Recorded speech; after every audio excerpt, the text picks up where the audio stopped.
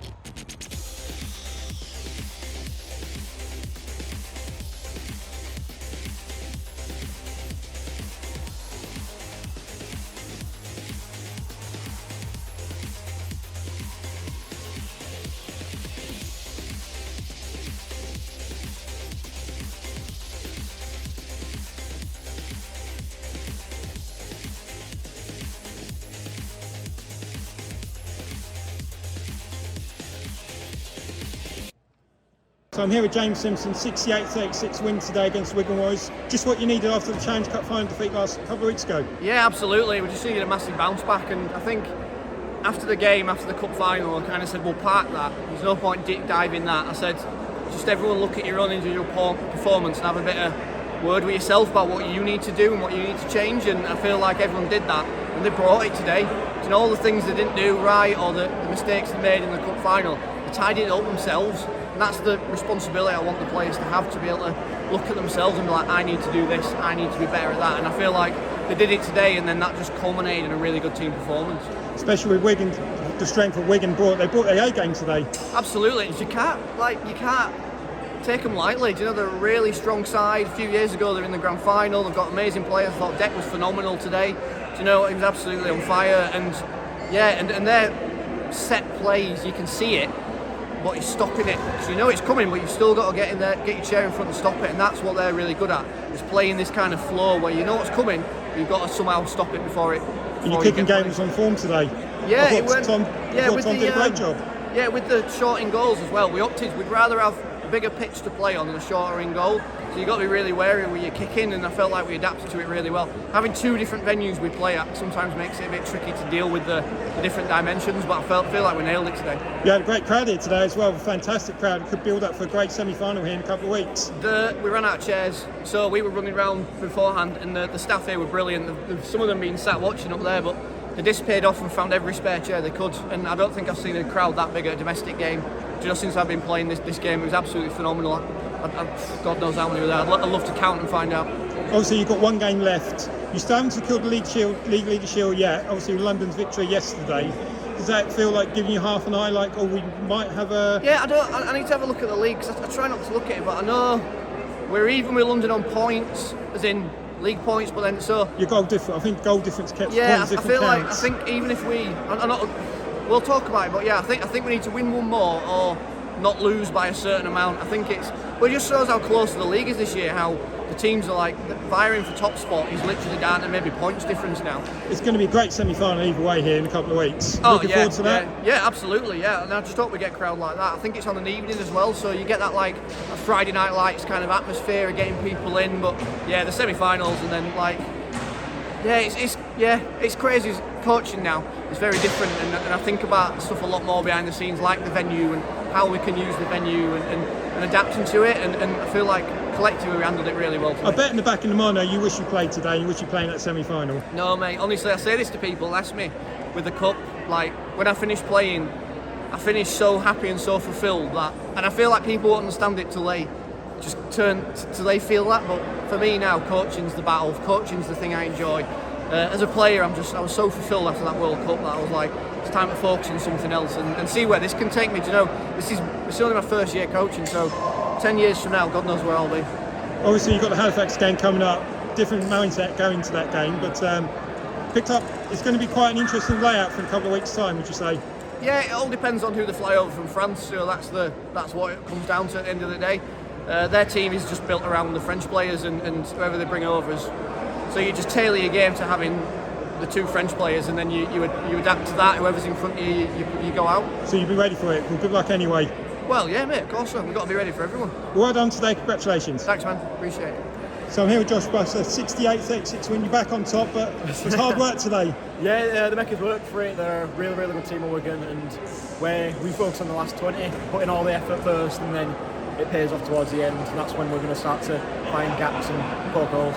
And obviously strong first half as well, but they made you work hard for it in their first half, especially with only like a 20-point gap at the end of the first half. Yeah, we always knew it would be tight with Wigan being such a strong side. We've got quite a lot of internationals all the way across the board. We've got quite a lot of experience, and no one can doubt how good they are. If you're going to put points past them, you need to be on top form.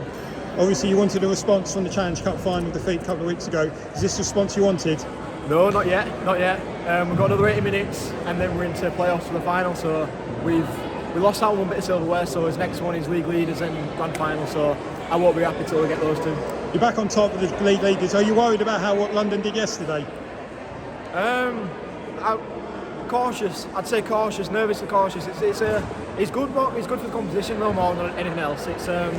it forces you to play at your best week in, week out. You don't get any game off.